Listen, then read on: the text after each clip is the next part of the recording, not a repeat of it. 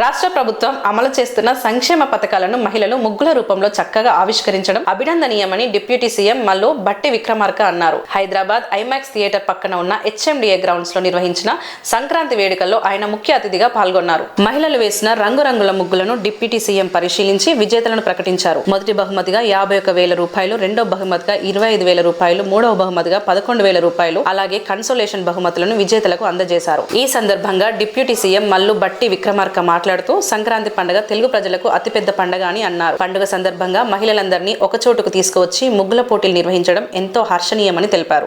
అట్లాగే జిల్లా కాంగ్రెస్ కమిటీకి సంబంధించిన నాయకులందరికీ ముందుగా నా హృదయపూర్వకమైనటువంటి నమస్కారాలు. అందరికి కూడా నూతన సంవత్సర సంక్రాంతి శుభాకాంక్షలు కూడా ఈ సందర్భంగా తెలియజేస్తా ఉన్నాం. ముందుగా మీ అందరికి కూడా రాష్ట్ర ప్రభుత్వం నుంచి అభినందనలు తెలియజేయటమే కాకుండా రాష్ట్ర ప్రభుత్వం ఈ ప్రజల కోసం చేస్తున్నటువంటి అనేక సంక్షేమ కార్యక్రమాలని ఈ సంక్రాంతి ముగ్గుల పోటీల సందర్భంగా నాగేందర్ గారు ఏర్పాటు చేసినటువంటి ఈ కార్యక్రమంలో పాల్గొని అందులో ఈ ప్రభుత్వం చేస్తున్నటువంటి స్కీమ్స్ అన్నింటినీ కూడా ముగ్గుల రూపేణ ప్రజలకు తెలియజెప్పే కార్యక్రమాన్ని చేసినటువంటి మీ అందరికి కూడా హృదయపూర్వకమైనటువంటి అభినందనలు తెలియజేస్తా ఉన్నాం.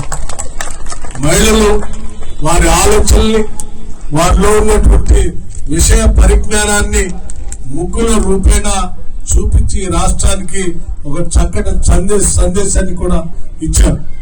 ఇవాళ రాష్ట్ర ప్రభుత్వం చేస్తున్నటువంటి సంక్షేమ కార్యక్రమాలే కాకుండా కైట్ ఫెస్టివల్ పేరు మీద ఈ నగరంలో ఇక్కడ మత సామరస్యానికి కూడా ప్రతీకగా నిలిచిందని చెప్పి అందరూ కైట్ ఫెస్టివల్ ని ఈరోజు పెద్ద ఉత్సవంగా అన్ని మతాల వాళ్ళు కలిసి చేస్తున్నట్టుగా కూడా ముగ్గుల రూపేణ చేసి చూపించి ఈరోజు మహిళలు ఈ నగరానికే కాదు దేశానికి కూడా ఒక ఆదర్శంగా నిలిచారు.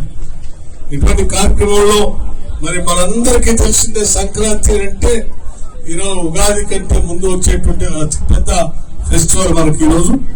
ఈ సంక్రాంతి సందర్భంగా మన తెలంగాణ రాష్ట్రంలో ఉన్నటువంటి అనేక ఆచారాల్ని, సాంప్రదాయాలను కూడా మర్చిపోకుండా రాష్ట్ర ప్రభుత్వం చేస్తున్నటువంటి కార్యక్రమాల్లో భాగంగా హైదరాబాద్ నగరంలో నాగేందర్ గారు, మేయర్ గారు, డిప్యూటీ మేయర్ గారు ఈ కార్యక్రమాలు తీసుకొని ఇంతమంది మహిళల్ని ఇక్కడికి పిలిపించి ఇక్కడ ముగ్గురు పోటీలు ఏర్పాటు చేయడం అనేది ఇది కూడా బాగా అభినందించదగినటువంటి విషయం. ఇన్ని వందల మంది మహిళల్ని, వేల మంది మహిళల్ని ఇక్కడ సమీకరించడం